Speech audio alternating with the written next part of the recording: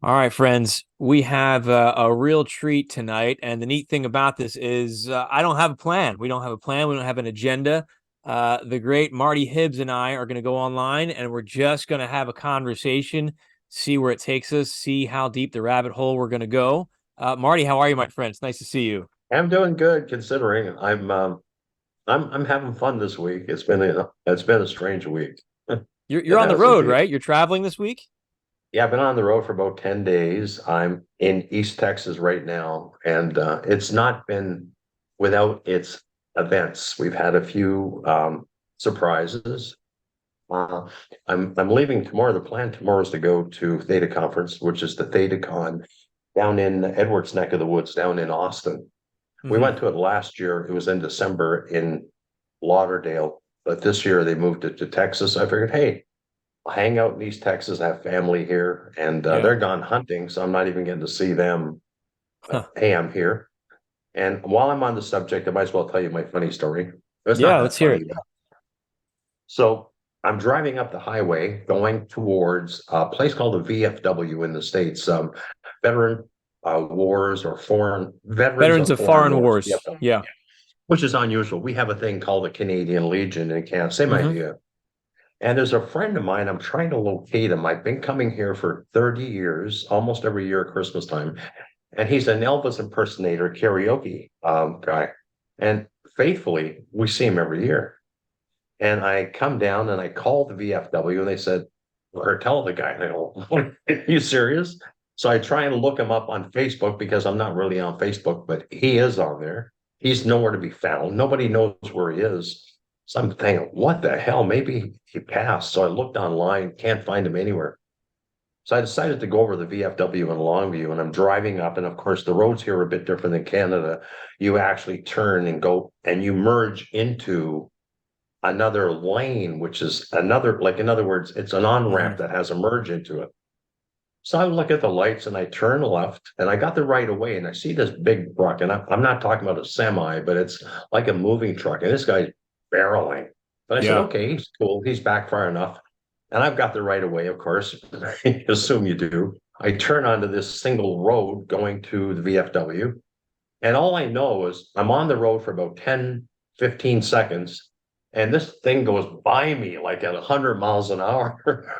Oh my And gosh. as he was passing, his bumper grabbed the front of my bumper and ripped the entire front off my Are you car. serious? He got that close? Oh my goodness, you were lucky. Well, yeah, I'm very lucky, but now that I didn't look behind me. I just assumed he was going to stop. He had two big yield signs there. Guess he didn't see them. But more important, I think he sped up just to try and teach me a lesson, like he's going to pass me. And of course, when he did, there's not enough room in that one lane for a big truck Yeah. and my SUV.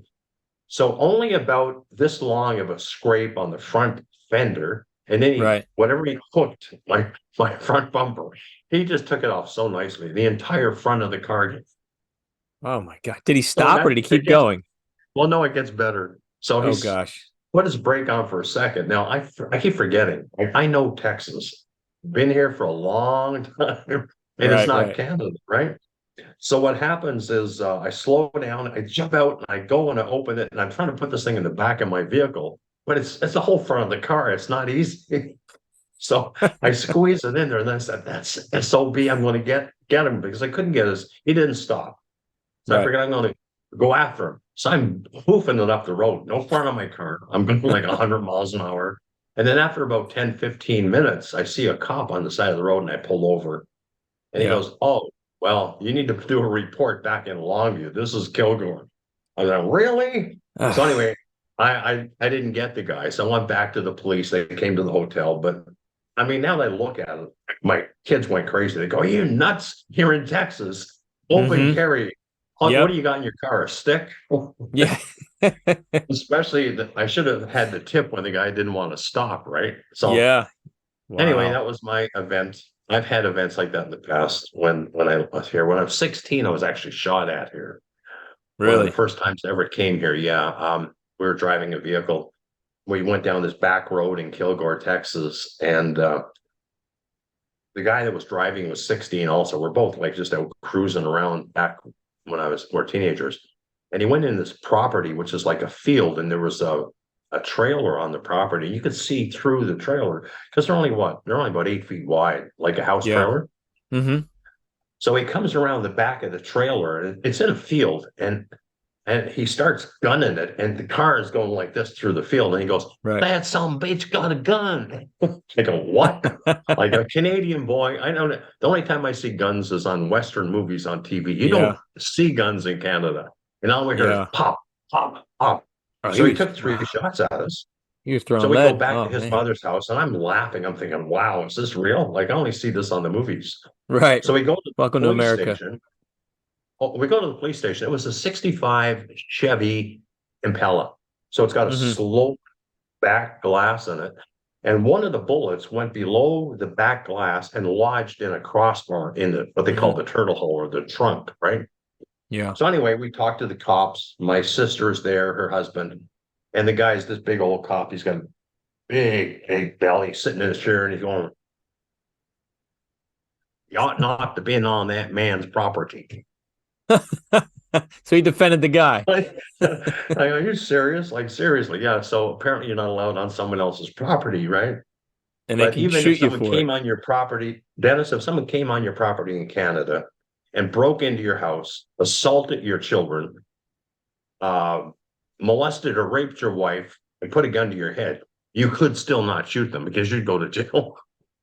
It's Wow. different, a different country, man, up in Canada. Yeah. And that's You got no such a rights hot like that. debate. It's such a hot debate here Yeah, in the United States, which I'm not going to go too deep into it just because it's such a tense thing. yeah, Um, yeah. but that's insane to me to not be able to defend. I remember I've been in education for a long time and I've always struggled. Now I have a good program and system that I work with, but when I first started out, I was in a very violent school, and I went to my principal. I was like, "Hey, what do I do when these kids assault me or they're fighting each other? Like, what's the proper way to handle this?" And he looks at me. He's like, "You're fucked if you do. You're fucked if you don't." I'm like, "That's the advice you're gonna give me?" So I eventually got some training a few years after that. And at one point they said, yeah, you really can't do anything once the kid starts like hitting you and stuff. So you really just need to put your hands up and back in the corner and just like I'm an ex-cop at this point. I'm like, yeah, no, that's not going to happen. We're not going to handle things that way. If somebody's assaulting me, I'll deal with the repercussions. But now there's programs that I'm a part of that gives us a tool set to safely secure a student, protect them, and at the same time protect ourselves. But Crazy. Where are you located, Dennis? I'm in Allentown, right outside of Allentown in Pennsylvania. Pennsylvania. Okay, so Yeah. you're up north as well. Yeah, I know Yeah. Allentown. Yeah. But I Yeah. taught in Philly initially. That's where I started my Okay. teaching All career. right. So you're from there. You're from PA, are I am. Yeah. Yeah, from the you? Okay. Pennsylvania So you're area. not that far. Actually, we come across Buffalo down Okay. through 70, 71, 79, 77, one of those 70s down through Yeah. Pittsburgh, down that way, especially when we're going to Florida. Yeah. So not that far at all. Oh, awesome. We're practically neighbors, Marty. Almost.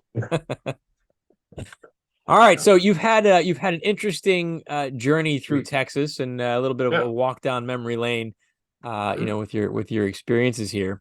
But let's speak about kind of this crazy journey that we've been on. You and I have never had a chance to connect in this capacity, so I'm excited to kind of hear a little bit more.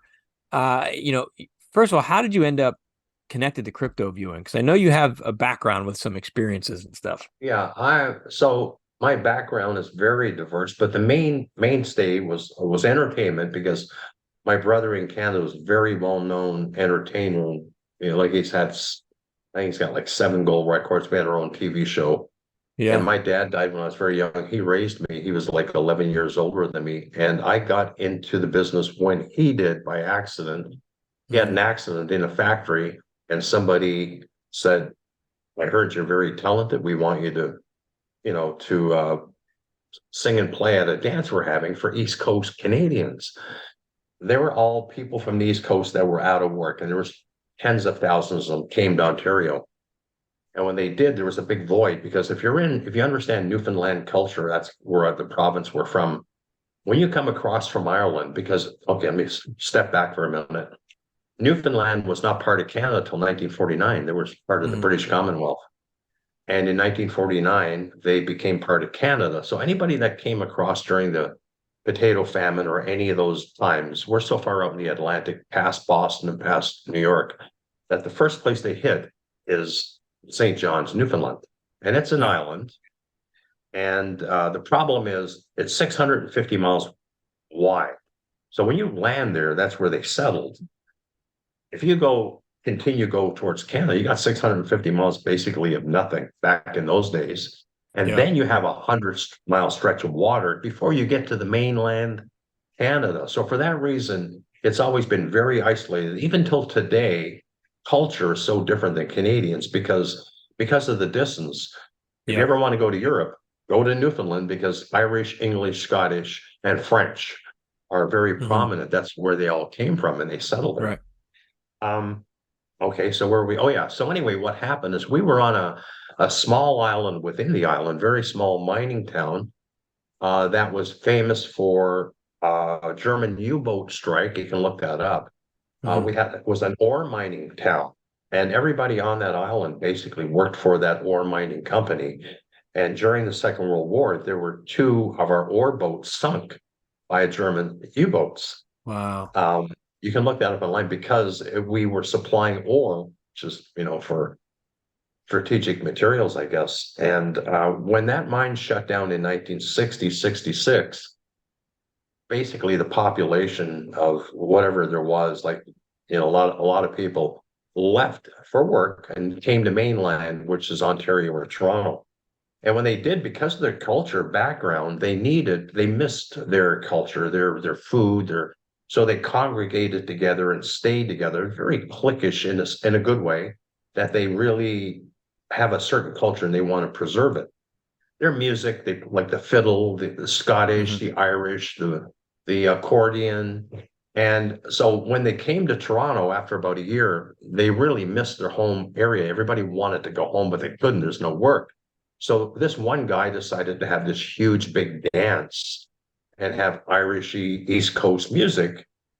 And the place that he rented was called the Crane Plaza in Ontario, and it held like 2,000 people. Hmm. So my brother, who had just had an accident, he was making like $1.75 an hour in the factory, was a very accomplished accordion player. Not because he ever played in public, but Right. because he was taught by my dad, and he only played for home for his family Right. at Christmas time. So these friends of his, because he was on crutches, he had both of his legs crushed in the factory. They took him out to this dance to get him out of the house, to get him out of his depression. And when they did, an opportunity came up where a guy says, anybody that wants to get up on stage can. Well, he didn't want to at all because he's really, really introverted and shy, but they Hmm. dragged him. Friends of his says, no, you're coming. So I got on stage with him. I was 16 at the time. And I knelt on the stage and I held a microphone for him while he played the accordion. Well, when he started playing the accordion, the place went crazy, Wow. insane. Now, Yeah. quick fast forward. That was the night that he was introduced to business. A year and a half to 2 years later, he had a gold record and his own TV show and his own club. That's how Wow. fast it exploded. So his TV show ran for about 7 years in Ontario. It was called the Harry Hibbs Show, the Caribou Club. And I don't know where I'm going with this, Dennis, because I just start talking. I have no No, idea. that's a fascinating. I never Yeah, knew that about you, and yeah, all from an yeah. accordion too. Dick's very where you can look him up online. Go to YouTube and look for Harry Hibbs, Hibbs. His Yeah. videos are on there. Well, like he said, he had his TV show from 68 till 76, so 8 years in Ontario What for was his the own premise of television the show. show? Was it musical or was it? Just it was a musical show. Yeah, basically, we Oh had a wow. bunch of those kinds of shows in Canada, but Yeah. it it was his show. He was the featured artist. They had a band which was kind of country music, and it was just dancing, East Coasters dancing and having a good time. Fun to Oh, watch yeah, if you're that's an pretty East Coaster. cool. Yeah. Yeah, So that yeah, stuff that's was how I big, I got to guess, back in the Ontario. '60s and '70s, right? They would have a lot of those talent type of shows. Yeah, they did. Yeah. Now I know how I was getting there. I was trying to tell you that was always my mainstay. Now he Yeah. died in 1989 at the age of 47 years old. Oh wow, so young. Yeah, yeah, Yeah. very young. And right around that time, a few years before, I got into the commodity business through a friend of mine. So I was licensed 1985, and that was my mainstay, but we always did other things. But the main thing was the commodities and Right. equities. And that's always been my passion, and I've always done it, and I've always loved it. Even when I had other businesses, I'd have my laptop with my quotes and my charts. Mm-hmm. And around the year 2000, I had the opportunity with a few professors from South America down Paraguay. Yeah, Mm-hmm. Paraguay or Uruguay. Yeah, Paraguay, I think. It was a university down there. And we had three professors that had seen me on the show and came to Toronto working with me. And they created basically a black box trading system out of my strategy. So they were the ones that actually helped me put it together. Mm-hmm. And that's what I call today the Oracle, which is basically a program that was developed by my trading rules. They put it together as an Mm-hmm. actual, like an algorithm that it tells you numbers and ranges. And it's an Right. amazing thing. It's never been upgraded, but it's about 15, 20 years old. And Mm-hmm. that's all I depend on. And I trust it because I find that the problem today that you see when you're looking online is everybody listens to everybody. So what you're getting is a regurgitation of the same crap from Yeah, like a everybody. feedback loop. Yeah. Feedback loop, yeah. And I figure, okay, if this is going to work, it's either going to work or it's not. So if mine works, it's because I trust it implicitly and I don't try and change the rules anymore. Yeah. Whereas if here's the problem, if I were to listen to, say, another analyst on YouTube, Mm-hmm. it's almost like a political debate. You might say, oh, that Yeah. makes sense. Oh, that makes sense. So if I'm doing something and someone says, well, wait a minute, this is this and this and this. What do you think? Couldn't this be this? I go, oh, yeah, maybe. Oh, right away, I've planted a seed of doubt in my mind, Dennis. And then Mm-hmm. I don't do the trade. And what Yeah. happens is the trade works. Mm-hmm. So basically, a long lesson that I've learned is you do it or you don't do it.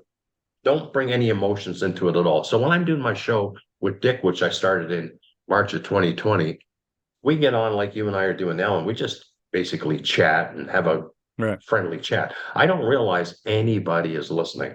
Nobody. Yeah.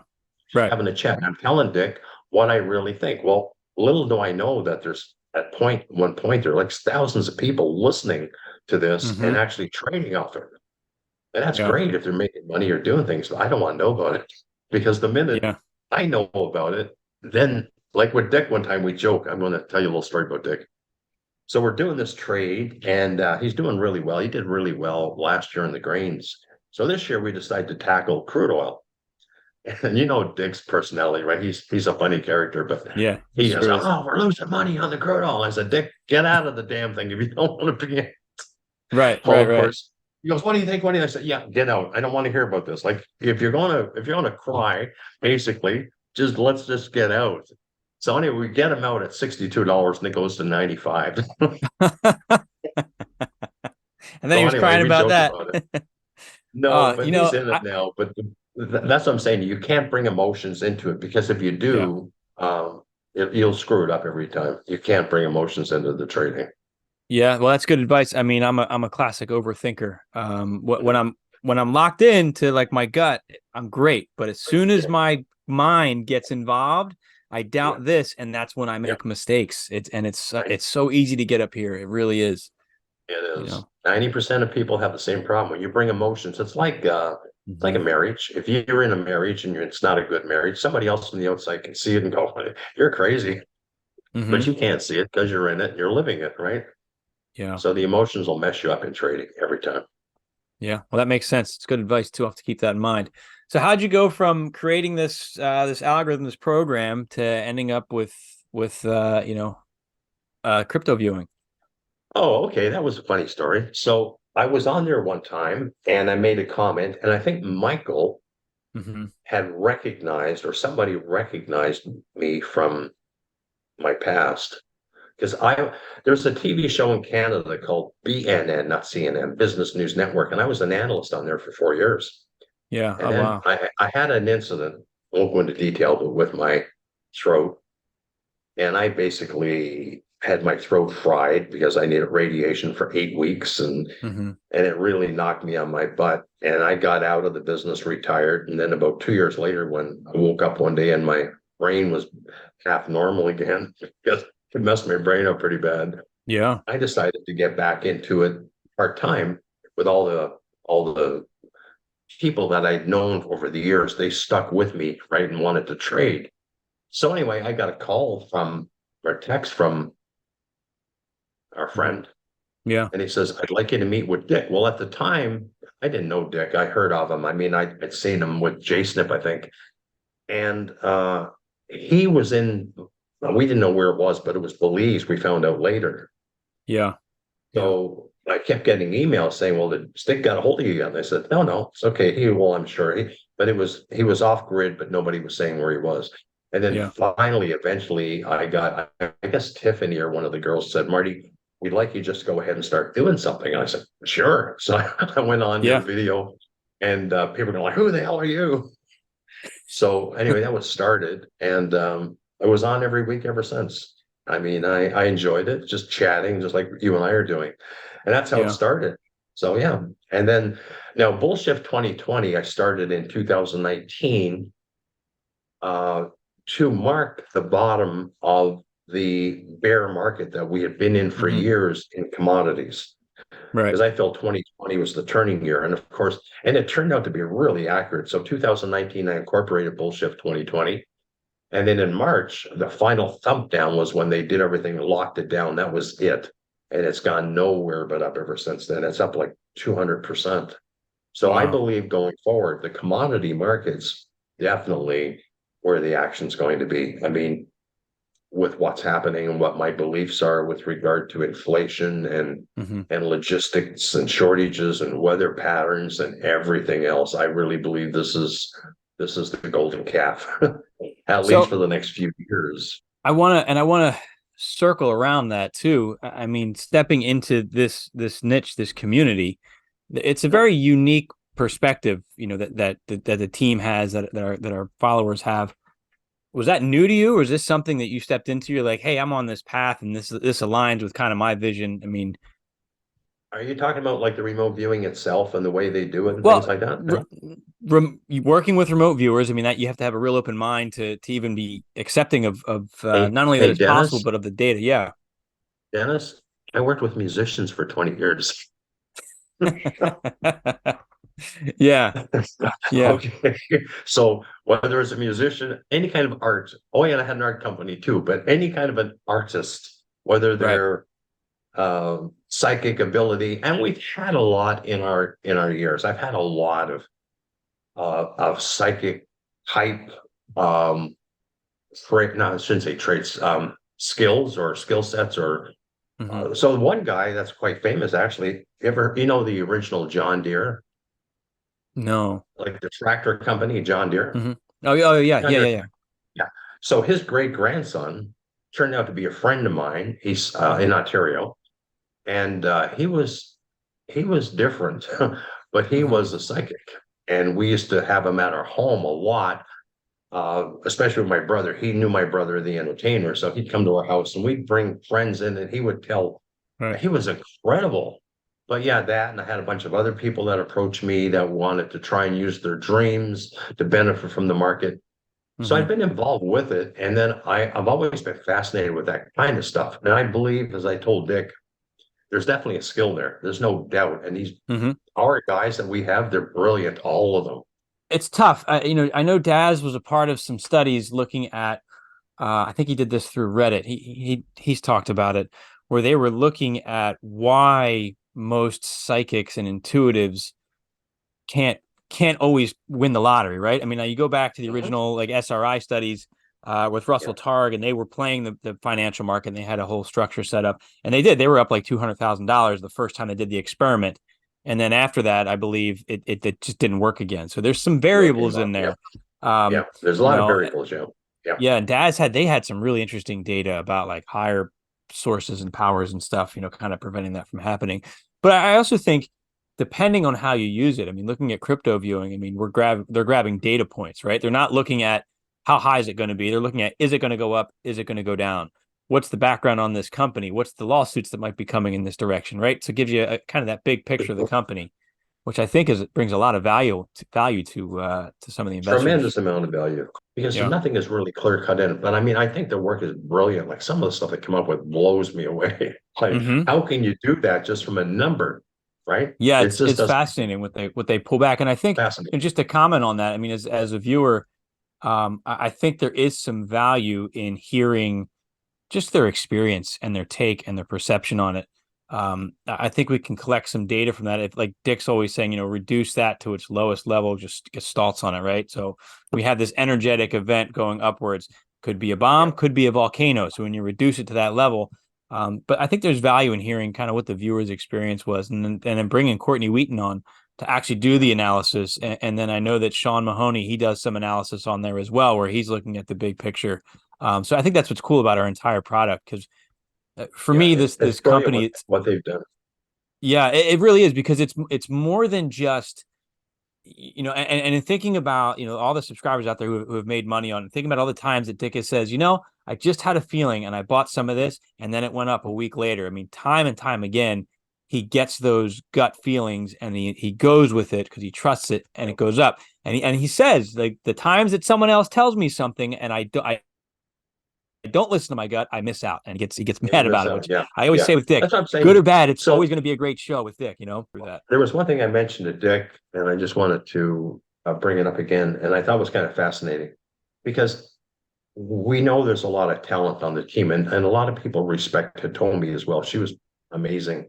Yeah. And one thing I kept saying, Hitomi, that stuck in my mind, that the team was going to basically go away. Do you remember saying that? No. They're going to break up. Hmm. I don't You remember don't you that. don't remember that session, yeah. And it stuck with me because I just kept thinking, is it going to break up? And ironically, what happened is about 6 months ago, think Hmm. about it. You had 4 or 5 people that were prominent. They went away. Yeah. Things slid down to a point where it was just a bad time for crypto. We're at the bottom of the market. And all of a sudden, you got the phoenix from the ashes. You had a brand new name, future Hmm. forecasting. Yeah. A couple of new people came on the team. Yeah. They did that big, massive one with the world events that is going to change the world. Yeah. It Yeah. gets shared by Infowars Yeah. It was and huge.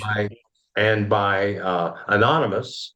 They Hmm. got a new website, and it's a whole resurrection, and it just came out of Yeah. nowhere. So I'm thinking, oof, maybe that was That's it. It it. went away, Yeah. and now it's been resurrected as a whole new thing, right? You're right. So that was good because I when I saw it sliding there about what happened, like well, just people were just in the doldrums about when we're at 15,000. A lot of people were Yeah. really discouraged about cryptos, and I understand why because a lot of Right. them got in up at 40, 50, right? And Yeah. now you got a whole new team, and the stuff you're getting is brilliant, and a couple of new guys and changes and the new name and everything else, and it's on fire right now. It's doing amazing. I love it. Yeah. And that's what I love, looking at where we started and like where we are now. Just, and this is just a Transition. personal thing, being a part of this Yeah, project, yeah, watching the growth, the growth. I mean, personally, like how I've grown, thanks to, I get to work with these amazing people all the time, and just take notes at how they do things. But just watching them grow, their product, their presentation, their ability to view, their structures, so much has changed and evolved. Pulling in the analysts now, tasking, so much has grown with this system that we have. It's been fascinating, yeah, and I think we get more and more usable, actionable information as it comes out, because we're learning, like, okay, like we can look back at COVID, and I remember we did that COVID session, and it was like, why are the streets empty during the Memorial Day parade? We had no idea, right? So now when we start yeah, getting weird data like that, yeah, my mind's a little bit more open. Like, doesn't mean everybody's dead, just means maybe people are inside, or there's something we're not seeing yet to yeah. understand that. Exactly. As I say, the interpretation lends a lot to the imagination, right? You Yeah, really don't know. Yeah, exactly. yeah. But it's been fascinating to watch that journey. So that's interesting. You've had exposure to psychics your whole life. I feel that this has kind of been a magnet pulling all of us in. We all have a background where we've kind of been exposed to this stuff our whole life until we kind of all coalesced, bring us into here. Yeah, it's just like an organic thing that just kind of comes together, and it's a great feeling when it's like that. Like I really thoroughly enjoyed working with the team, and Yeah, I mean, I wasn't in their alley; they're not in mine, so it kind of worked out well because now once in a while, if they have a crypto target, they'll bring me on, and Dick will go, what are you doing here? It must be a crypto target. There's a Yeah. little bit of an overlap there, right? But I mean, I love the Yeah. cryptos. I've been involved with them since 2015, Right. and I like it. And the analysis, I think people enjoy the analysis that we do on the charting part of it as well. You Yeah. know, And so there's real value and in that. There absolutely is, especially when you come in and combine your insights with our analysts' insights with the data that comes in. I think that's a yeah. really nice product that the Well, team we're puts at a out. really when is the show going to be up soon? In the Uh, next? I have no idea. That's up to the powers that be. Jamie Does that handles mean that. what are we talking a week or two or a day or two or you don't know? No, we're probably at least 2 to 4 weeks out, I would say. Okay, 2 to 4 weeks. Okay, so I'm going to say they'll probably when they get this it'll be over, but I believe we're very close to a major pivot point within the next 10 days here. Our target on Bitcoin, my target for the past 2 months has been 38 to 40,000. Right. And today we hit 36 and backed November off. 2nd here. I'll get a timestamp on there. There we go. Okay, November November 2nd on 2nd. my So phone. we had 36,000 today. Now, my analysis is suggesting that we have a major structure just ahead of us around 38 to 40. Hmm. And there's a really good chance we're going to have a good correction from there. Now, analysis is interesting because if people look at charts and they figure, okay, well, a lot of people don't believe in charts. But my take on the charts is that you're looking at human emotions. And Yeah. I always give an analogy that, let's say, for example, Dennis, you were the main buyer for foodstuffs like crops globally for a company like Cargill that I worked for them back 10 years Hmm. ago. So what they do is they have these major players that are in the Chicago Board of Trade, and what they need to do is to be able to secure enough grain, whether it's corn, wheat, soybeans, barley, or whatever, for the globe. Right. So if these guys are out there and they're bidding, the markets are very real in the sense that the highest price somebody will pay and the least price someone will accept is a true market value. So they Hmm. reflect a true price because there's enough people. They trade a couple of 100,000 contracts a day. Hmm. So when you're trading that kind of volume, and each contract's 5,000 bushels, when you're trading that kind of volume, you're going to get a very accurate price within a quarter of a penny. So any Hmm. given day, when you see the price of say corn close, whether it's say $5, 3.5 cents a bushel, you know that's fair market value because everybody is allowed to trade, whether you're a speculator, whether you're a hedger, whether you're a commercial operator, an elevator, whoever. It's open to the public Hmm. worldwide. So that's a true market value. So let's say, for example, you're the main buyer and you need to buy 5 or 10 million more bushels.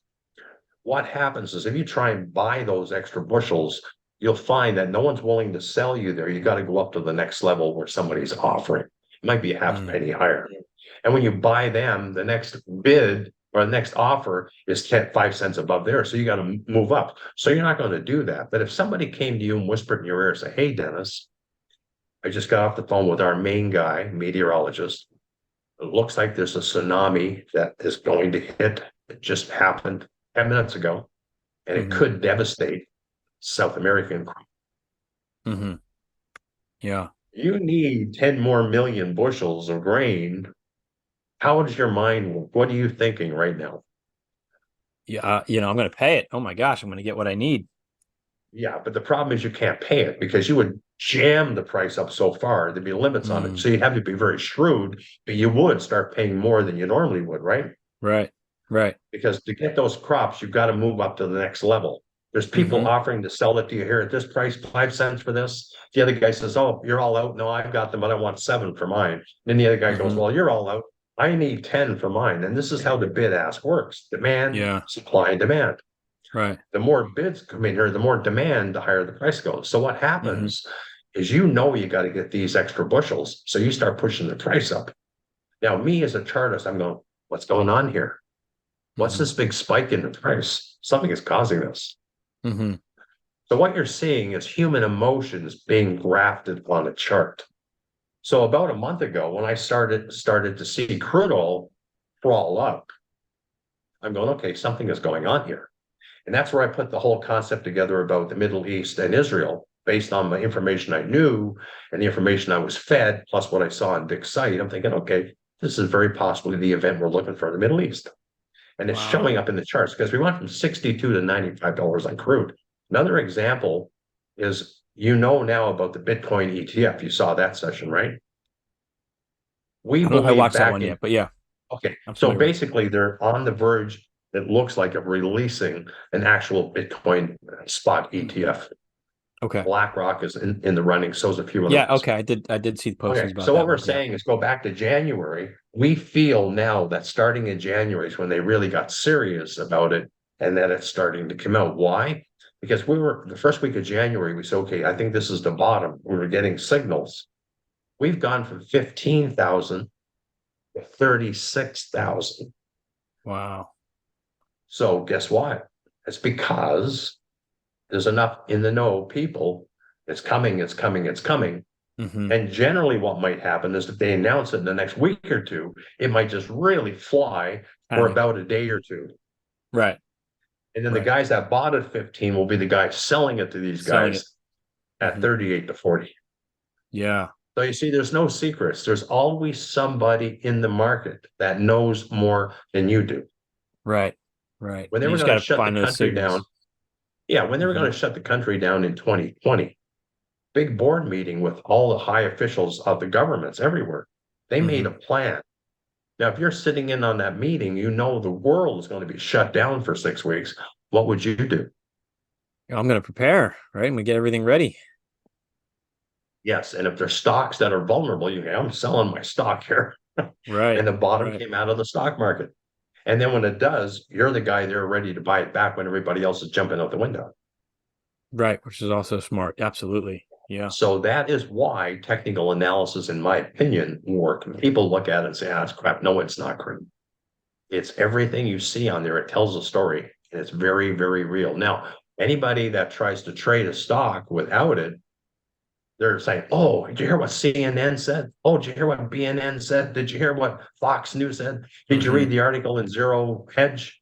It's old, regurgitated crap that you're hearing. It's not timely. Right. You don't even know it's Right. the truth. So that's how a lot of people, or even if you take something like fundamental analysis where you're looking at a sheet with numbers on it. The numbers are probably skewed, they're old, just like our inflation numbers. You hear Hmm. inflation. Well, inflation is only 3.8% this year or this month, annualized. I go, really? I'd say maybe 300%. It's just not true. And people try and Right. play on that crowd. Yeah. I've never heard it because this stuff is a lot of it's always been so above me. I'm not a numbers guy. I'm not, but hearing you explain it in terms of like the emotion, right? The emotion is what drives this. That makes so much sense to me. Like understanding you just humanized something that was Yeah. very hard for That's me to what wrap my head around. yeah. Yeah. That's exactly what I'm trying to do. And another quick example. I like giving the analogies because it makes sense to people. You're in Hmm. Florida and there's a Cat 3 storm 3 days away. You go, Right. oh, okay, well, we better get some batteries. And then Hmm. the next day, nothing happens. So you're okay. But then the next day, all of a sudden, it moves up to a Cat 4. And now it's only a day away. Oh, we better get more than batteries. We better get, Right. right? You go to the store shelves are now starting to empty. Right. By the day before the storm, there's nothing on the shelves, Hmm. right? Now, nothing has Everything's gone. fundamentally changed, has it? Right. Right. Right. Storm hasn't hit yet. There is no damage, but the store shelves are empty. It's Yeah. human emotion Hmm. because we're anticipating now what's going to happen.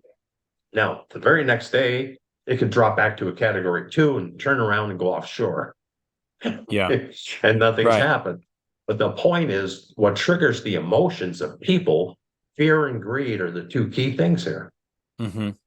Fearful, so you run and get all your stuff, or greed is when you start buying things like when Bitcoin took off through 50,000. Everybody and their dog says, get me in. I don't care. Get me Right. in. Right. Right? They Right. didn't get in at 15 or 10 or 12. They waited till it's ripping to the upside and Correct. they Because they just don't didn't want to want to miss miss the it. show. Those are the people that get wrecked. Yeah. Yeah. They're too late to the party at that point. Exactly. Yeah. So anyway, hopefully that'll help help some people realize like that there is something to it. It's not just woo woo. Yeah, no, I mean that makes perfect sense. Now, what are you looking at? Like, let's say, I mean, I am a beginner with this level of stuff. If I wanted to get into some kind of commodities, what would you recommend as a starting point for me? How would I get myself Oh aligned and wow, set up for that? you're asking a loaded question. Huh? Obviously, you know that I teach that, right? Yeah, yeah, yeah, yeah. So I've been doing it for 25 years. So I have three courses I teach. I teach futures. And see, Hmm. people don't understand the futures market. If you ask the average person about the futures market, they'll tell you, oh, it's very risky. You lose your shirt. Hmm. And ironically, it's not. So let me just give you a quick example. People are saying it's very dangerous, stay away from it. Most people buy stock, which to me, in my mind, is crap. Because Right. there's an old saying in the business, Dennis, don't go broke, go public. Because Hmm. you get a guy that has a corporation and they've gone public, which means they get public money to fund it, right? He's got a big fancy car. He's got a gorgeous secretary, two or three, travels Hmm. around the world. Everything gets paid by the company. Really? Yeah. Who's paying for all this? Well, the shareholders are. It's not his money, it's the shareholders' money. Right. The commodity markets, in a nutshell, are quite simple. Take any company today, major corporation, that deals in any way with tangible products. Okay, let's look at home builders. Home builders decide to build a subdivision. Okay. And first of all, they have to get their approvals for the subdivision, the government approvals. Once they do, it's usually a year or two before they stick the shovel in the ground, correct? Right. Yeah, it takes So time. to buy a house today that's not built, is not going to be ready for 2 years. How on earth can you buy it and the corporation not be at risk of losing money? Hmm. Because you have to be competitive. If you try and sell the house and say, "Oh, let's just add 200,000 on it," no one's going to buy it. Hmm. So you have to be realistic. Plus, you got competition. So here's how it works. I'm a corporation that is a home builder, and I decide, okay, I've got my plans ready. Now, my raw material, not my raw materials, my fixed cost. I know how many staff I have. I know how many salespeople I have. I know how big our office space is that we're selling out of. I know our monthly heating costs. I know all of our fixed costs for our company. Hmm. What I don't know is what will it actually cost me to build these houses when the time comes to stick the shovel in the ground with Right. regard to materials, with Right. regard to wood, lumber, with regard to shingles for the roof, with regard to copper piping, aluminum wiring. Right. All of these things are commodities, and you have no idea where they're going to go in price. Yeah. So what I do as a home builder is I say, okay, let's go out. We're going to build these houses. Let's say we're building 100 homes.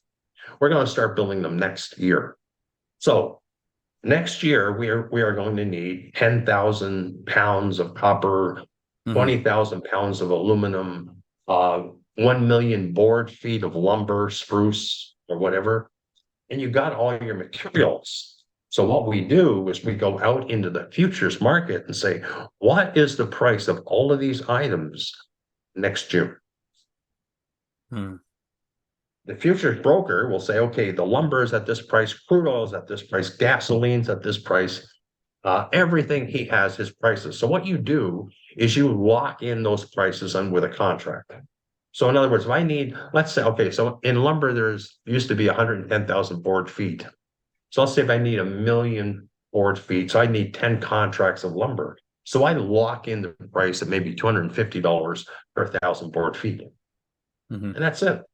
So going forward, what happens is next June, when I need the lumber, I phone the local lumber yard and I say, okay, what's the price of the lumber? And he says, $350 per thousand board feet. Wow, that's $100 more than it was last year, right? Yeah. Doesn't matter. I buy it. Then I phone my broker and I say, you see the lumber I bought last year on my futures contract for $250 per thousand board feet? What's it at now? He goes, 350. He's like, can you sell that, please? So boom, pushes a button, it's sold. He sends me the difference profit, which offsets 100% offsets what it cost me for my lumber. Now, Okay. that same principle can be used if you own 1,000 coffee shops. Hmm. Price of coffee doubles, you're in trouble because your profit margins are shrunk. If Right. you use the futures market and lock in the price, it doesn't matter where it is. If it goes up in value, you're making on the futures market, you take the profit and you pay for the coffee. If it drops in value, that's fine. You can buy the physical coffee for a lot less. And now you've lost it on the futures market. So it's not um, windfall profit. All you're doing is securing and locking in that price so it cannot move. Right. So if it And goes that's every down, major right. corporation, whether it's a trucking company worried about their gas, their diesel, homes worried about their heating oil, um, airline companies worried about their jet fuel, Right.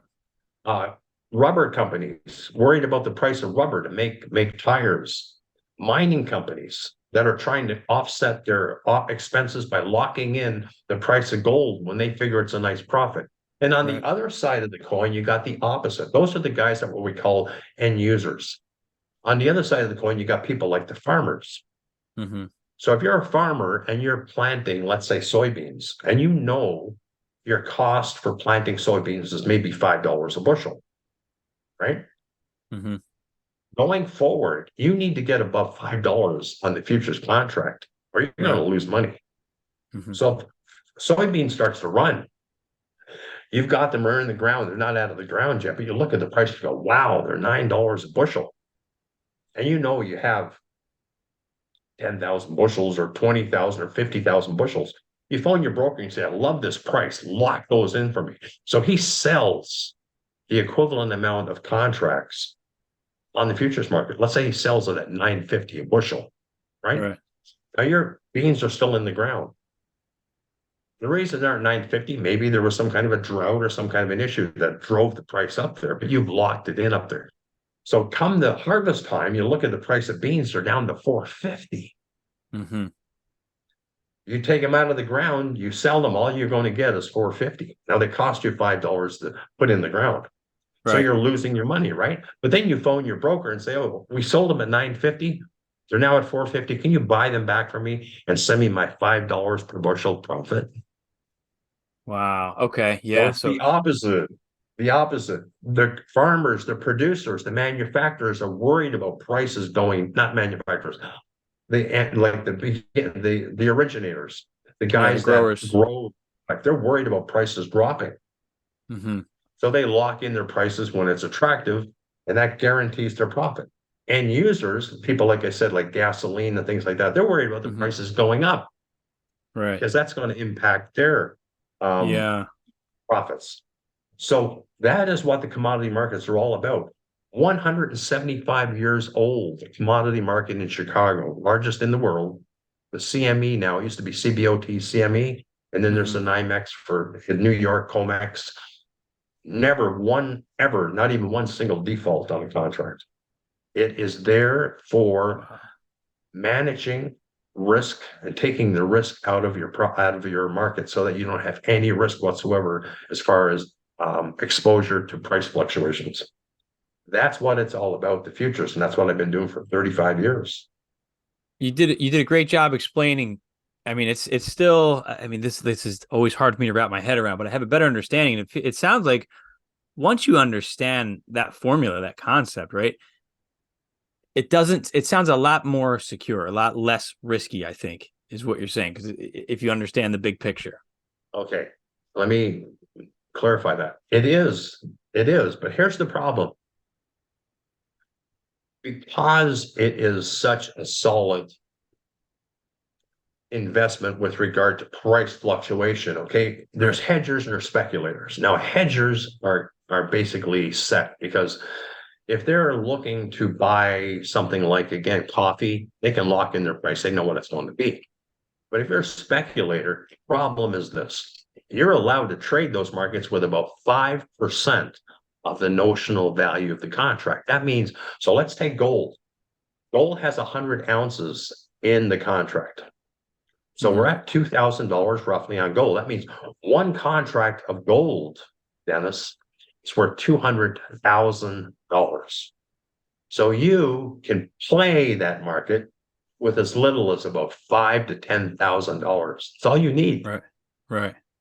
But you're controlling 100 ounces.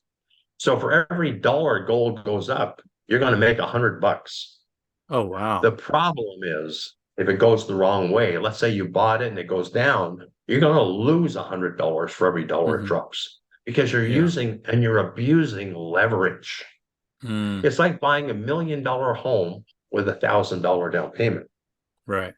Right. Now, if the house goes up 10%, that's not 10% in your money because you only put 100,000 down. You're going to make 1,000% profit because you only put 10,000 down. Right. But if it Right. goes the wrong way, you're going to be wiped out overnight. Yeah. So if people looked at the markets a bit more with a bit more respect and said, wait a minute, I know I can leverage it to the hilt, but if I treated it more like an investment and maybe put down 50%, I wouldn't be pushed out or forced out of these markets. But most people go in there like the slot machine and say, I'm going to put up 2,000 and I'm going to own $200,000 worth of gold. And Yeah. that's where they get bit. And they walk away and say, everyone's going to lose their shirt. Well, of course you do. Because if you buy $200,000 worth of gold and it drops 10%, it's only 20 grand. But if you only got 5,000 in there, you're long gone. Hmm. It's just Yeah. like, and that's what I'm saying. The same idea about buying $1 million home with 1,000 down. Can you do it? Maybe. Should you Right. do it? Probably not. No. Yeah. Yeah. Right. That's a big understood. That's a big So risk to that, take on. yeah, that's the downside. But if people treat it with more respect, then of course with the courses, I used to do them every 2 months. We would do them online. And there's about 12 hours of education and they're live, Hmm. and every one of them is different because you know me. I just start talking wherever we go, we Yeah. go. Right. Right. Right. There's no Yeah. platform. So what I've done lately, though, is because I've been on the road quite a bit and very busy, I put together them in a bundle of 3 videos of about 12 hours. And my website, bullshift2020.com, if they go on there, it's less than half the price. Like it's like $4.95 for anybody that signs up for free. And Yeah. they can learn that's what they do. And a lot of people buy the courses, and it saves me a lot of work because it's a lot to talk for 4 hours a day, Yeah. 3 days in a row. Oh, I look, I'm a teacher. I get it. It's a, it's a lot. It's exhausting. Yeah. It's It a lot. is, Well, yeah. that's awesome. That's really cool. I'll have to check that out and look at that. So looking at all these things, looking at, let's get it kind of into, the world and the structure of kind of what's going on right now. What are you seeing in terms of maybe short term and even long term future for just Okay, so where are we I heading? think, yeah, I have to step back and look at, now, a lot of Hmm. people will disagree with me completely, and I'm not asking them to agree, but I Right. can only go by what I feel. If you are raised in the military as a military brat or something, you have a set mindset. Hmm. And that's usually your belief system, right? Regardless of Right. what anybody thinks. My belief is that this whole financial system is being completely destroyed. And I Hmm. take that from different areas. Number one, because I know it's corrupt right to the core. Hmm. I believe all politicians, sorry guys, are corrupt because if you're Hmm. not, you wouldn't be able to survive among. I'm not saying major corruption, but Right. everybody has a bit of corruption in them. But the leaders are very corrupt. I don't think there's any difference between Democrats and Republicans. I Right. think that it's a big boys club and they're all in there. So when Yeah. people think, for example, they get a choice about who's going to be president, no, you don't, because what Illusion. happens is someone says, which one do you want? Yeah. Yeah. Right? They present you with two. And I also believe that the whole thing is a charade. There Hmm. are rulers of the world way above us, way above politicians that make the world. It's been happening for generations. But I do believe that we're at a point where this system is failing. Historically, there's been hundreds of currencies that have failed. Anything that's backed by nothing, and that's Right. what it is, nothing Yeah. fails. You and I are not old enough to know what it was not to have a dollar bill. That Yeah. started in 1913 was the last one, which was the Jekyll Island project, this dollar, right? And this lost 98% of its value. Yeah. Now, a lot of people will look at it and say, oh no, the dollar's strong. Yeah, it is compared to the Japanese yen or compared to Right. this other one right here. But the point is, they're worthless.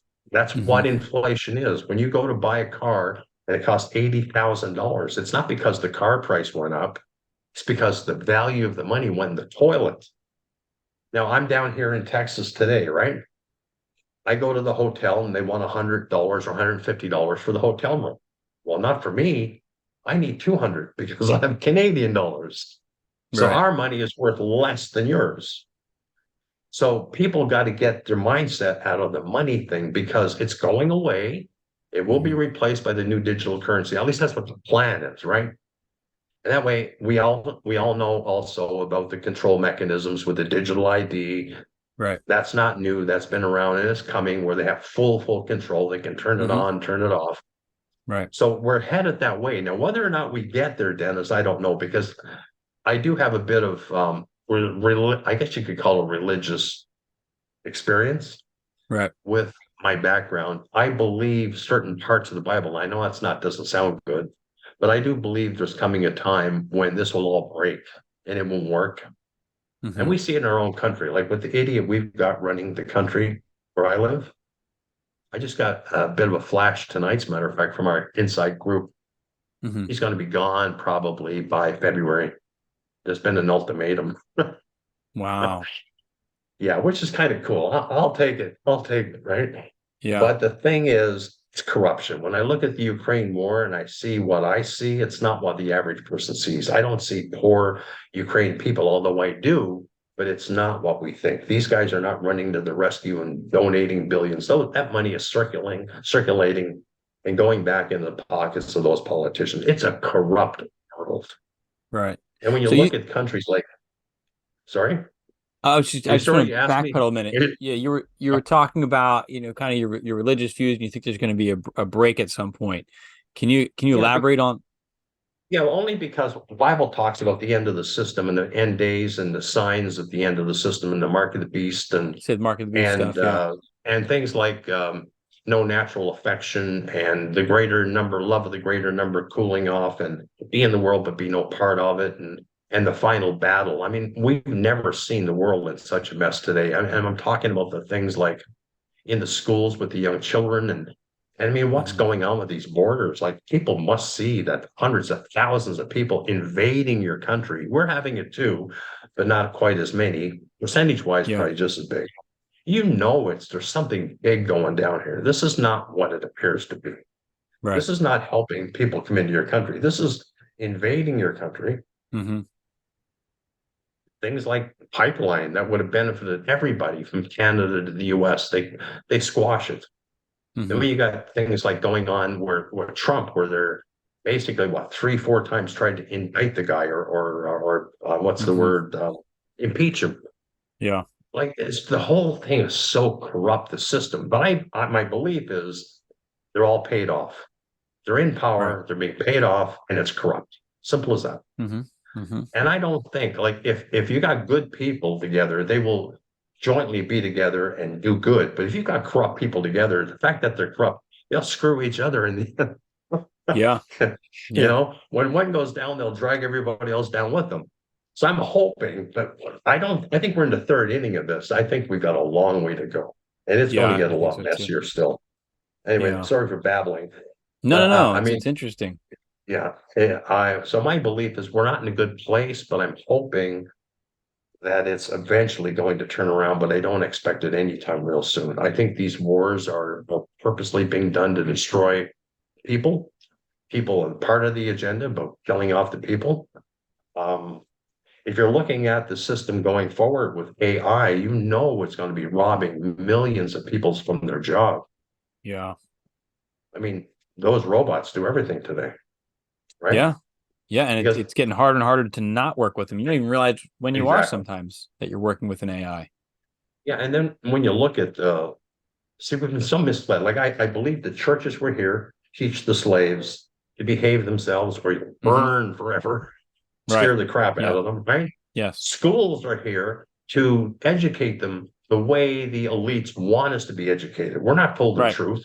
If I'm No, to from make good Canada, from the workers. US, we have two different views of history.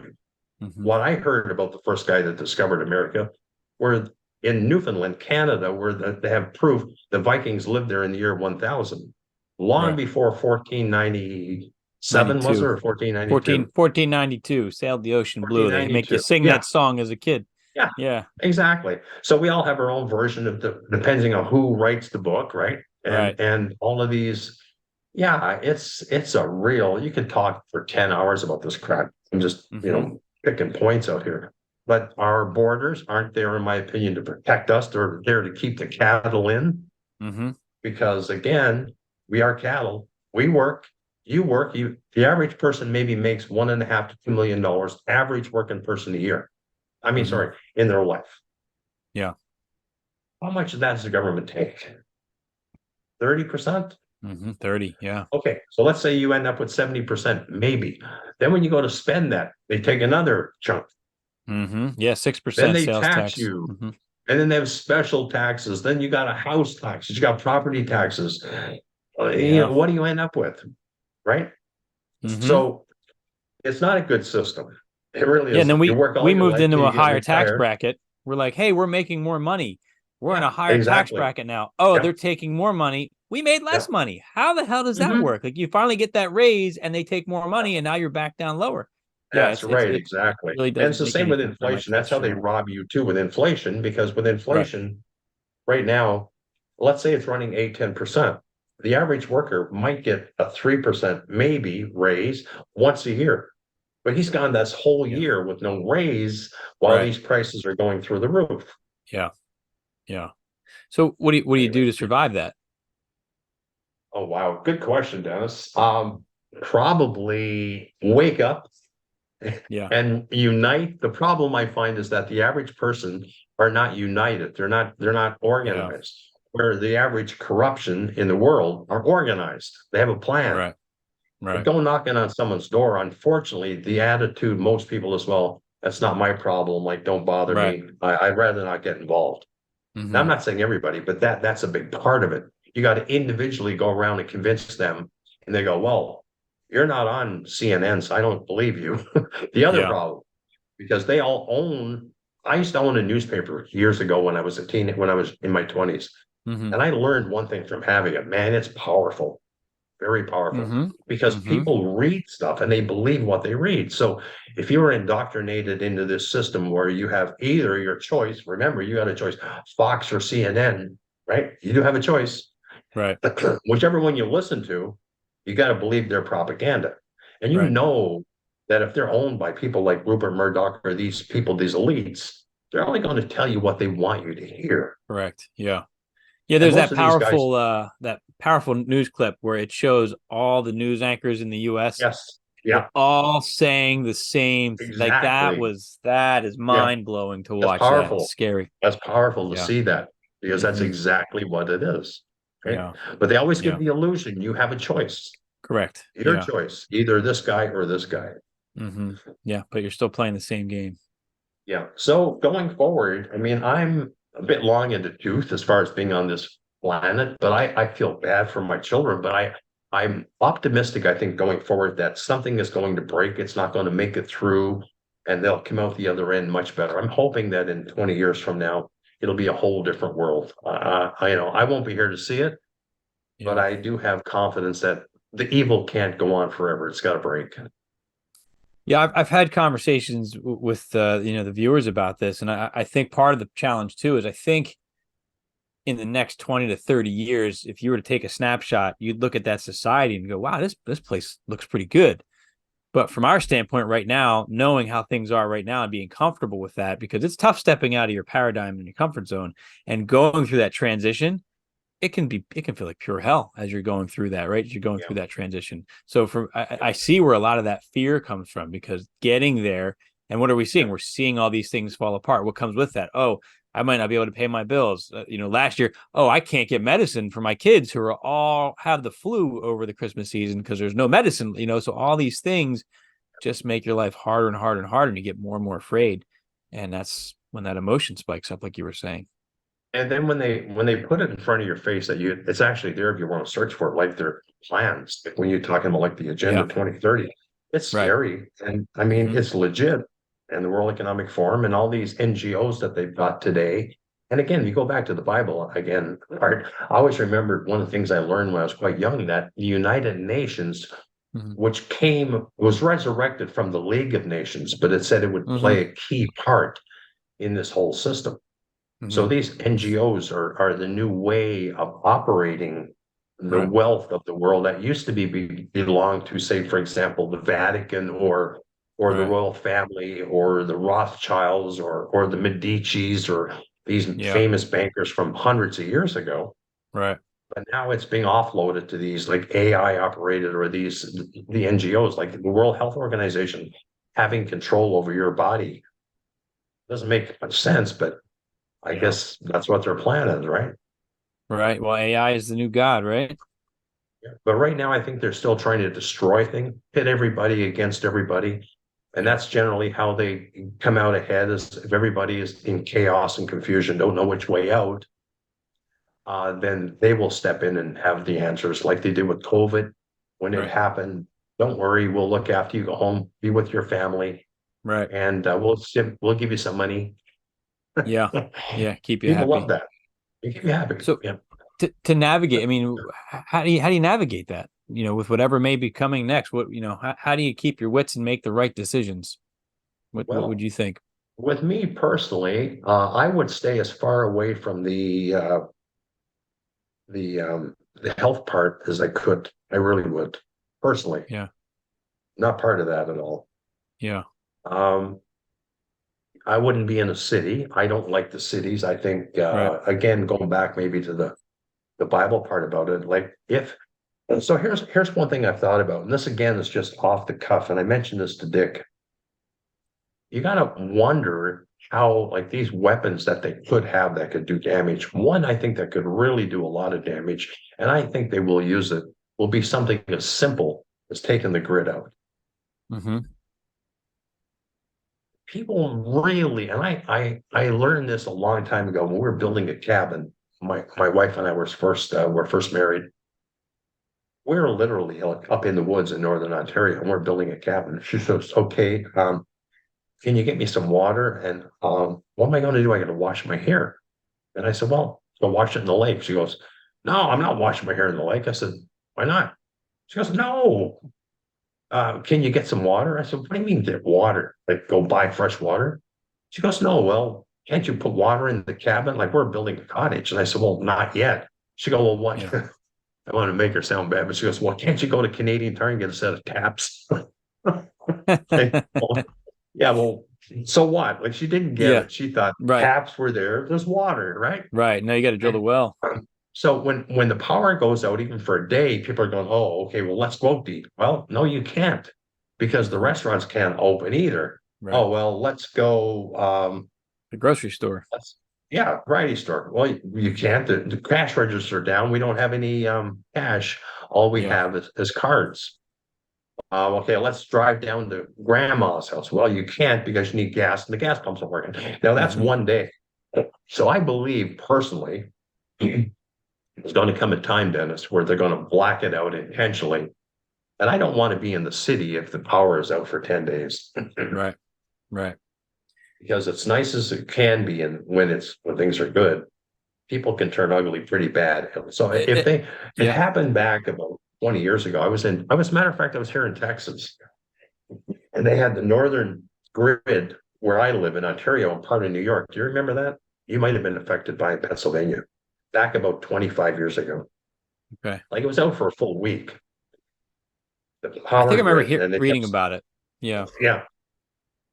So think about it though, and that's what we're talking about Bitcoin as well, because I really believe also that Bitcoin is going to go away for a while.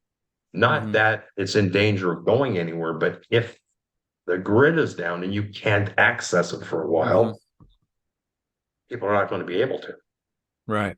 I Right. think it'll be a good thing, just so everyone's listening. I think I've already got it in my mind how it's going. Yeah. I Yeah. think they're It'll going work to out in dump the it end. down.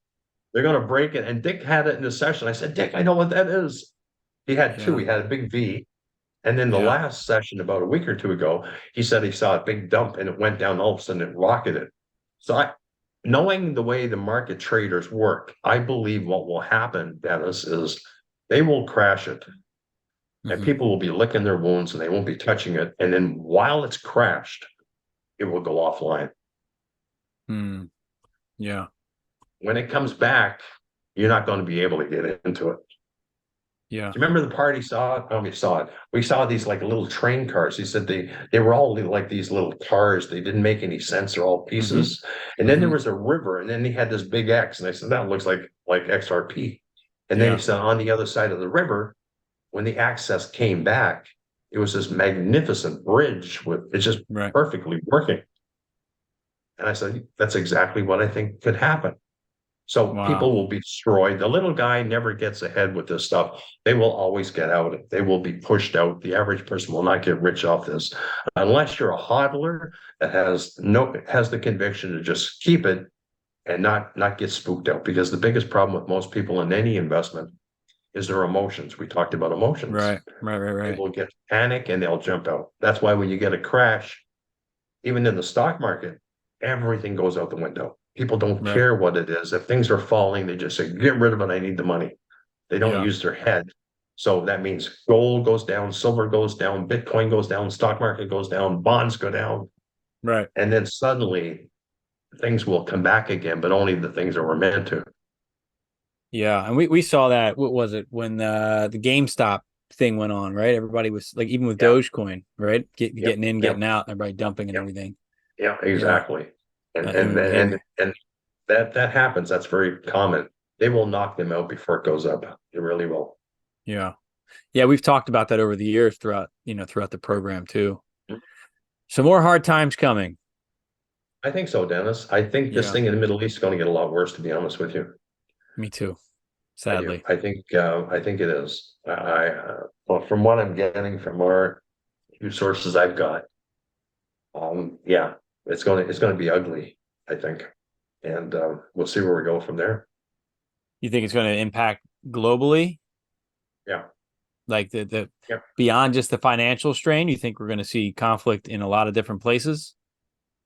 Yeah, I think we will. I think, as I said to Dick, like it looks like bonfires. Like there's one over here, now there's one over here, and before you know Mm-hmm. it, you're enveloped, and it's like a world war because you still got things like Russia, you still got China, you still got the situation with them in Taiwan, India.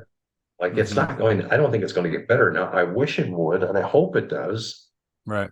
But I'm a believer that this is going down, and I think I benefit mostly from that belief system because so far it's working. Like everybody, for example, in Canada saying, "Oh no, they'll bring the rates down. They have to now." No, they don't. This is the Right. one time I believe they don't. I believe what they're doing with the housing market, especially in Canada, Australia, New Zealand, all the Commonwealth nations, is they're destroying people's wealth because they bought the rates to Mm-hmm. zero. They have shortages of houses. They're bringing in loads of immigrants. I mean, we're Yeah. the second largest country on the planet, and we don't have enough houses for 35 million people.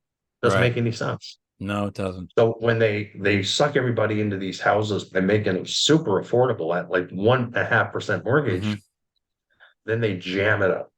Now, Mm-hmm. people in Canada, unfortunately, not like the US, you have 30-year mortgages, right? Yeah. Average in Canada, 5 years. That's it. So 2 years ago, when this all started, anyone that was already halfway through is now due to refinance at 6 to 6.5% from 1.5 to 2. What does that do to your Wow. mortgage payment? Yeah. So it spikes it up. Yeah, so it'll destroy Like your it wealth. makes it unaffordable. I mean, and I'm Unaffordable. seeing that we sold our house back in right around COVID time as the market was starting to go up. Yep. And we went into a rental. We're like, all right, we're just going to wait till the market comes back down. Market's not coming down. We were looking for a home this summer, and things are just so expensive. And I'm going through like, you know what? I really don't want to lock in and just work to pay for my home all the time and not Yeah, have any money, yeah, right? So yeah, so I'm yeah. thinking, okay, we're good in a rental, and then a month later, my landlord's like, hey, by the way, I'm increasing your rent $300 a month. So they're hitting you Oh, wow. every Yeah. which way that you go, right? You Freeway. just Yeah. can't seem to win. Yeah. But I It's still feel it's tough. safer being in a rental right now than locking into a mortgage because at least I can pick up and go and find Yeah, something cheaper if I need to. exactly. Now with me, I really lucked out. So our housing market topped out in February of 22, and that's the month I sold my summer home and my home. And Wow. I took I got out of there and I rented a beautiful condo downtown at this university town called Guelph, and I Mhm. love it. And I have no strings whatsoever to anything. I That's can just great. up and leave. And as a matter of fact, the landlord said to me just when the rent was a year and a half ago. So a year ago, he said to me, or 6 months ago, he says, Marty, don't worry about it. Next 2 years, just leave it as it is. I'm very happy with it. So I could stay two Wow. more years at the same rent. But I believe so your market's a bit different because it's not near as high as Mhm. ours. And like the average house in Toronto, average 3 bedroom, 2 bath, nothing fancy, $1.8 million. Think about it. Wow. Yeah, Yeah. wow. And now to Yeah. go from a $3,000 a month mortgage to maybe a $5,000 a month mortgage Mhm. for the average Yeah. person, Yeah. plus taxes go up, cost of food's gone up, cost of gasoline. We're paying 50% more for gasoline than you are. Wow. But cost of And we're living paying it. doesn't match that when it goes up, right? No, Like of course you're it does. no, Yeah, yeah. no. But again, my belief is they're trying to destroy that middle class wealth. The country, Mhm. the companies that were shut down, forced to shut down, flatten the Mhm. curve. Remember that? Mhm. A lot of Mhm. companies never came back from that. No, they didn't. They didn't. And it Yep. forever changed. I mean, the people are just they're different now. Like a lot of the complaints that I'm hearing, there's this generation that's coming up that they just don't care. They don't show up for work. They just leave. Like, and being in education, we can't keep teachers. We can't find them. I I mean, know. Yep. it's incredible. And so now everybody's doing more with less. So they're overworked, they're underpaid, they're stressed. Yep. I mean, it's a perfect storm of like a powder keg of emotion. People ready to just lose it. It One more is. crisis, It and is. it's going to be like, oh, Yep. can we handle it? And then when you see these numbers, like personally, when I look at these numbers, I laugh at them. When you see the job numbers where the Hmm. unemployment rate is really low, in my opinion, I think a lot of it's got to do with people having to take second jobs, pay the Hmm. bills, Yeah, and they're not what yeah. you call career type jobs. A lot of them are just like minimum wage, $20 an hour or whatever it is they're making. They're taking whatever they can. Yeah, I I think mean, so. I know a So lot of teachers who have two jobs, and it's like, wow, as an educator, number as one, an how educator, important that job is to the future of the yeah, country, and you can't exactly. afford to pay your bills. You need to have two jobs. So many Yeah, teachers it's, now are in those that's what I'm positions. saying. So there's no room for error there, Dennis. Hmm. If you got a situation where you've got two jobs, your wife's working, Hmm. anything goes wrong, if one of you loses your job, or if you decide Yeah, to separate, or whatever, there's really nothing to lean back on. Like the days yeah, of when you could afford one person working buy a house, it's long gone. yeah, So I think yeah. I honestly believe in all my heart that this is being done intentionally to destroy people's wealth, Hmm. so that you're relying totally on like a universal income or something like that, Yeah, or there'll be a wealth gap. People that have money will always probably have the money, and people that are in the middle class or lower class, money wise, will be back on the bottom of wrong, and they won't be able to get out of it. You'd you be think if we forced to play it, live in government housing. you think if we play it smart and make wise investments, that we're capable of kind of stepping out of that and protecting Well, I ourselves? do, but unfortunately, the problem is with investment is like anything else. You can't get two people to agree on what a good investment is. Right. So what I try and do is look at my theory has always been like going forward in this kind of a time is to preserve wealth, Hmm. not necessarily to make a killing. Now, if you make some money, great. But I am not an all-in kind of person. I am not all in crypto. I'm not all in Right. real estate. I'm not all Diversify. in gold or silver or treasury bonds or T-bills. Hmm. I believe you need to have about five different categories so that if Yeah. one fails, you still got another one. So right now, Yeah. I think wealth preservation is more important than being able to hit a home run with something like buying cryptos. Now, cryptos, I Right. think, will do well, but I think it's going to have a rocky road. It's not going to be that easy. We've seen what it's capable of already, right? And Right. if you start getting these breaks that we had before, people are going to panic and get out right at the bad time at the bottom. Yeah. So if you have a property and you can rent it out and it'll make you a positive cash flow, by all means, keep it. It's an Yeah. asset. Right. If you can put some money in physical gold or physical silver, keep it. It'll hold its value. Now we tell the analogy about when I was a kid. Like I'm an old guy. I could go to the movie when I was a kid for maybe a quarter. So back in the day, we had a silver dollar, a dollar bill. You go to the movie, you can get you and your girlfriend in and get popcorn to pop for $1, Mm-hmm. Mm-hmm. whether you gave them a paper dollar or a silver Right. dollar. If you go to the movie today and try to get in and give them a paper dollar, they'd laugh you out of the Yeah, room. no, that's not happening. Yeah, it's But if you expensive. gave them the silver dollar, which is Mm-hmm. worth 23 to $30, depending on the premium, you can still get into the movie with your girlfriend and buy popcorn, right? Yeah, yeah, yeah, Pretty you're much. right. So it's held its value. So going forward, people got to get their mindset out of this. Well, Bitcoin's going to 500,000. Forget the dollar. People always equate everything to dollars. Ask Right. yourself, how much can a quarter or 1,000 ounces of silver buy me? Not money, product. How many ounces of silver or gold do I need to buy a house? And look at it Mm-hmm. that way. Because the minute you convert it back to dollars, you're still stuck in that mind trap, all about dollars. And the dollars are going away. The dollars are worth less and less and Right. less every day. Right. Right. So that's tough because that's all we've known growing up It is the is. I mean, dollar. I struggle to wrap my mind around that because again, that's my baseline, right? That's what I compare everything to. Everything too. You Yeah. know. Mm-hmm. Yeah. Yeah. Everything too. And some of the greatest trading opportunities, in my opinion, like I did a couple, Dick saw them, where we said, okay, what we call spread trading, where Bitcoin was really way higher on the Mm-hmm. chart than Litecoin, meaning it's moved up. So I said, Right. well, it's overdone. So what we did is we sold Bitcoin, took the money and bought Litecoin, and Mm-hmm. then Litecoin started moving up, and you could actually swap it back for twice as much. Gold silver ratio, same thing. It's at 80 Mm. to 1, and it used to be at 16 to 1. So if you Right. buy silver and gold at 80 to 1, when the ratio comes back in line, you sell the silver, buy gold with it. You can get a lot more gold because you're Because the not one's dealing with going up. dollars. One's Yeah. going, yeah. So they can either go up or down, but the point is the spread is getting different.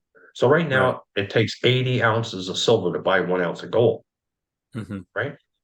If it drops way down, say 30 to 1, right? That means you could convert your gold and buy so much more silver than you Gotcha. can Yeah. now, So then when right? that Only goes costs up, it 30. exponential. Yeah. Yeah. And you go up, you swap it back again. So you That's really take the smart. dollar out of the equation completely. Okay. Again, like you're lighting a lot of little fires in my mind, explaining these things in ways that like I would because I used to look at that stuff, I'd read things, I'm like, I don't understand this, but Yeah. that makes a No, well, lot of there's a sense, lot Marty. to it, Dennis. I Yeah. mean, 40 years at it, I've seen a Right. few tricks in my day, and you can't expect to know it. But the baseline is get out of the traditional damn stock market. It's BS as far as I'm Mm-hmm. concerned. Mm-hmm. BlackRock owns the stock market. Right. Anybody in their 401ks worry me to death because it's called passive investing, where these Yeah. guys are selling you basically CDOs. Do you remember the 2008 CDO debacle? Where Mm-hmm. they Mm-hmm. That's where they sold people mortgage-backed securities, Yeah. a bunch of crappy mortgages and a couple of good ones. Mm-hmm. So Mm-hmm. passive investing means you got a fund that has a whole bunch of different stocks in it. They're not actively managed because if you got a passive fund, they got maybe 20 stocks or 30 stocks and they're half of the crap, and you're Yeah. in it. If they go for a crap, you're not going to get your money out of it. And that's the problem. Most funds, like your pension funds, things like that, you don't have a choice. You're in those things and they got you in Right. it. And I'm telling you, that market is going to go away at some point. It's definitely not going to survive. Hmm. Okay. I'm just rethinking because through the school they put you right into Yeah, one. So I'm going to take a look yeah at they that and put see you, what. yeah, they pick it for you. They put you in funds. Yeah. You don't have much of a choice, right? In some, where you do have a choice. I mean, I Cash would in rather though. be in. Yeah, you know what? If you could, and even something like short term right now, you can get 5-6%, which is not enough, 5 or 6% on short term notes and GICs Mm-hmm. and treasury bills.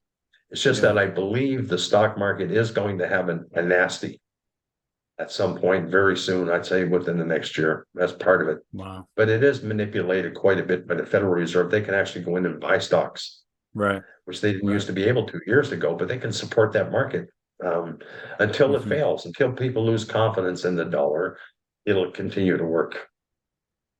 Wow.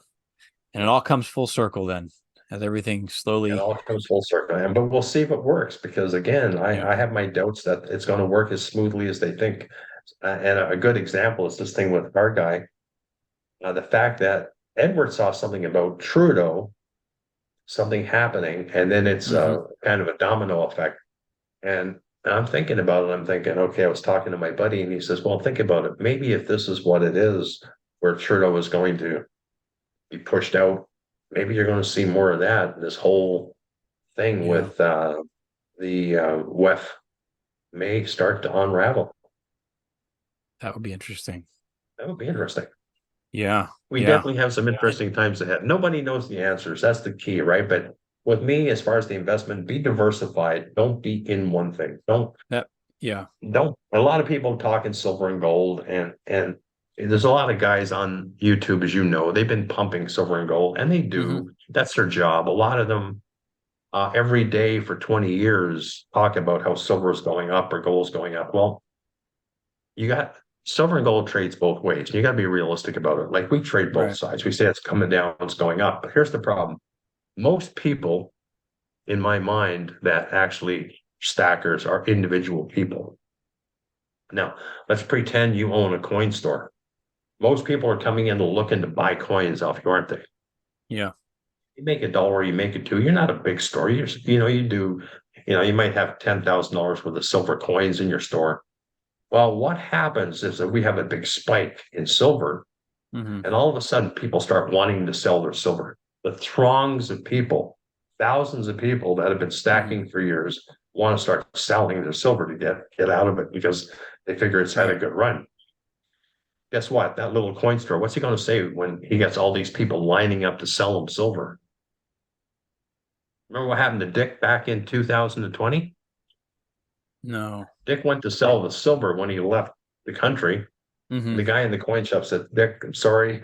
I got more silver than I need right now. I can't give you that much. I'll give you. Yeah. He gave him $14 an ounce for it. Yeah. And I believe that's going to happen again because that's the problem. If you're dealing with local coin shops and stackers, these guys only need so much. If everybody's selling, it's like everything else. He's going to say, whoa, I don't need any more. Then all of a sudden the premiums not only go away, if they go to a negative. Now, I'm not trying to spook anybody. I have silver myself and I have gold. I'm just saying you got to be realistic about this stuff. You got to think both sides of it.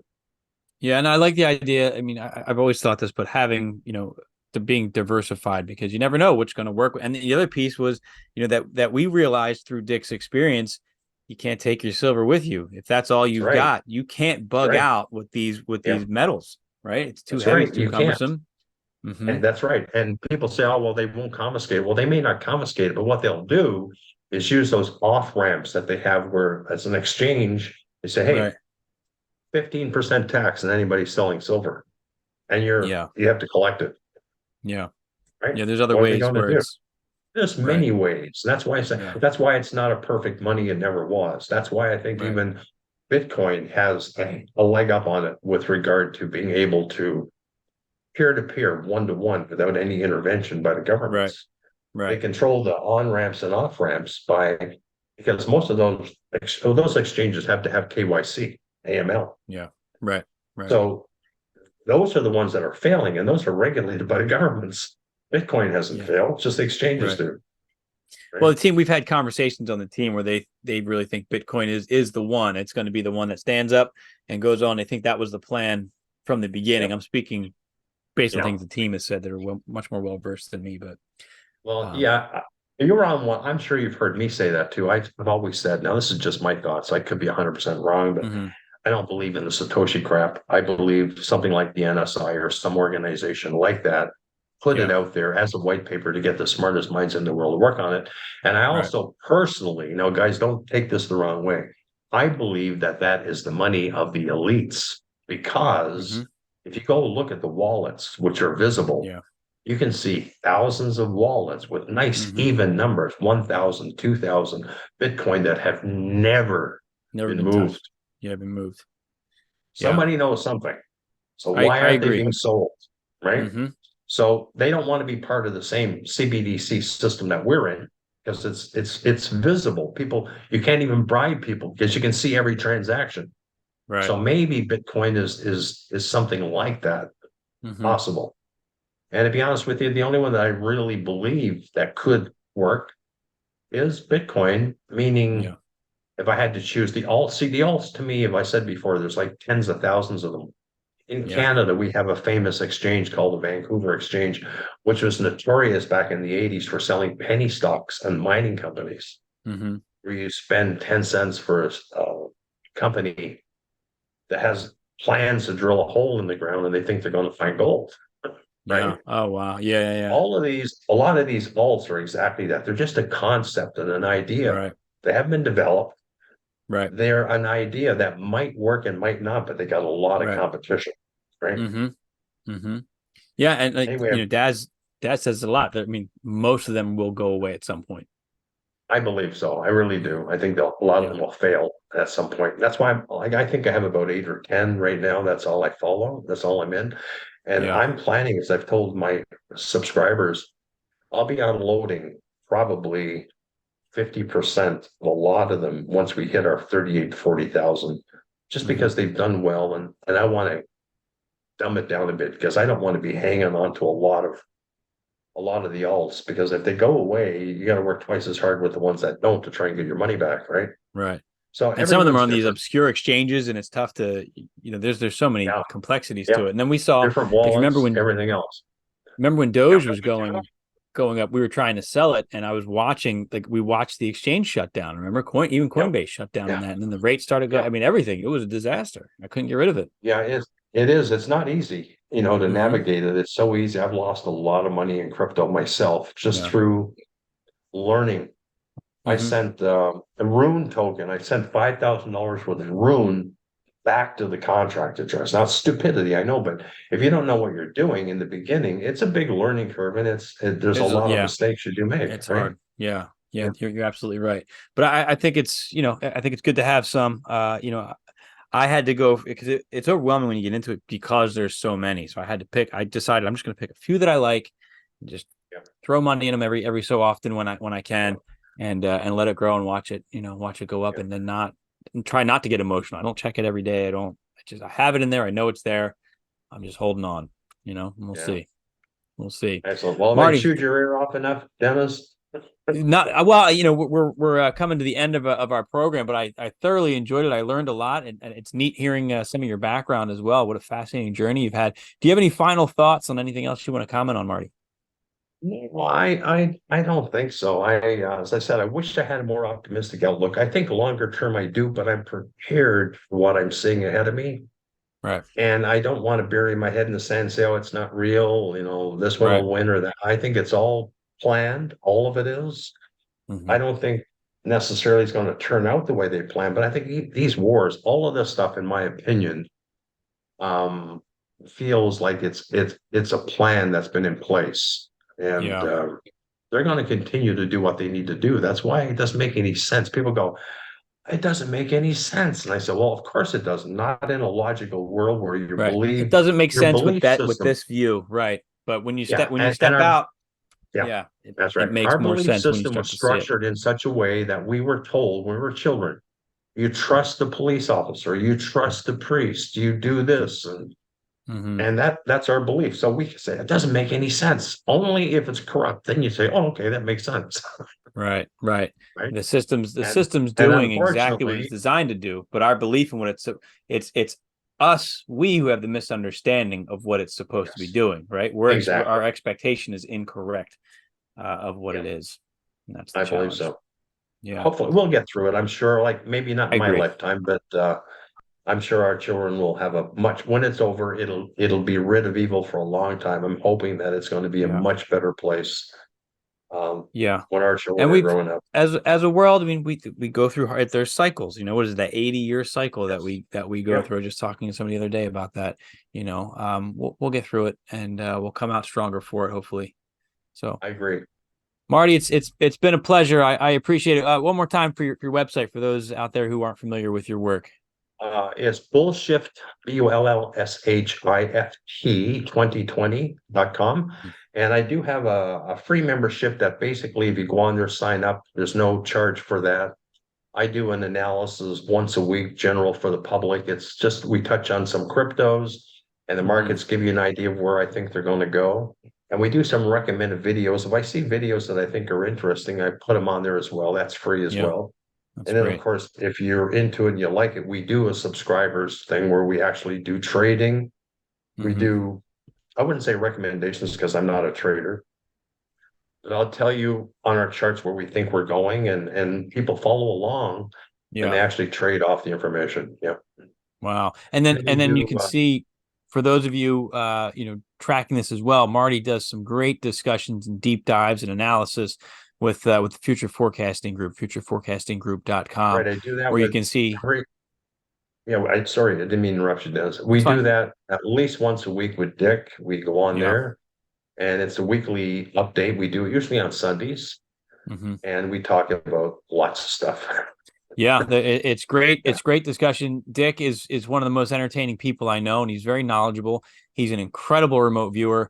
The remote viewing work is fascinating as well, Yeah. and that there's such a wealth of topics. A lot of these world events, financial stuff, woo woo mystery. I Yeah. say this in every show, Yeah. really talking it up. But there's just a wealth of content and information and rabbit holes to explore, and Yeah. it's been a lot of fun. So check it out. We go down a lot of different roads. We talk about everything, Yeah, and the banter back and forth is good because, as I said before, we don't feel like anyone's listening. It's like two old friends just talking a lot, just somewhat like we're yeah. doing tonight, you and I. Hmm. We just talk, whatever comes out, comes out. I mean, people, we're not that wise that we know all the answers. We're definitely not, but we do Right. have our views on different things that people may say, okay, that makes a bit of sense or not. Real quick story, and I think I've shared this on this show. I can't remember now, but my first podcast I did years ago now, I was on, I can't remember the guy's name, but he was a big podcaster in Canada, and I had him on my show. And he said, listen, you don't have to do all this preparation for things. It's just two people having a conversation. And I just took that in. I don't stress I stopped stressing after that because it is. I just get on there and we're just going to talk. And if a couple That's it. thousand people see it, that's amazing. Yeah, Thank you. yeah, But we're yeah. right now in this moment, I'm not thinking about that. I'm thinking about you and just having a great discussion with you. And I think that's what we accomplished tonight. So thank you, Martee. It was great. Excellent. You're very Yeah. welcome, Dennis. Anytime, buddy. It's good talking to you too. Yeah. Well, there's a lot of things I'm going to think about, and we'll get you back on and take some Sounds more good. deep dives. All right, Martee. Thank you so Bye, much, my buddy. friend. On behalf of Martee and the rest of the Future Forecasting Group, Dennis Nappi II. Thanks for watching.